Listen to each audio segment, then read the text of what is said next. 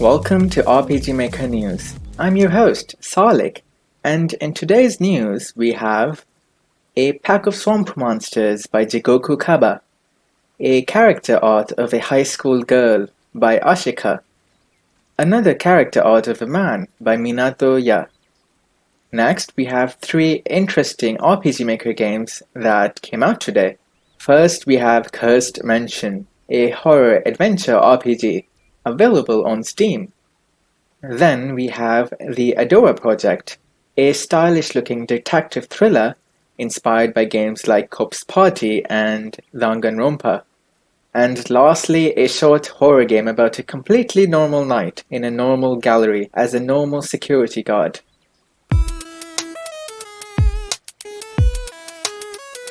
Back to reporting on new resources, Umorol released an icon pack of 8 unique designs of potions, 2 8-bit tracks and some sound effects by Joel Francis Burford, an MC plugin by Draconis that adds auto-scrolling to skill and item help windows for longer descriptions, a collection of 14 plugins by Nolonar for MV and MZ, plugins like using a map as a title screen background, adding benchmark options to your game, and adding procedurally generated fog.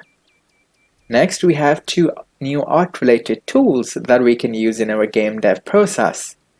First is Pixel Art Workshop. It can transform any image to pixel art, offering a ton of customizations. And it can also create bitmap fonts and parametric scenes, whatever those are. Second is Artista, an innovative app for organic style of vector drawing. It's a sort of tool you will only understand by watching it in action.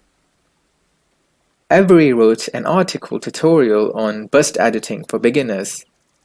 And in this last news for today, the Jumbi is recreating popular JRPGs using MS Paint and RPG Maker, recreating as much as he can of a game in 3 hours.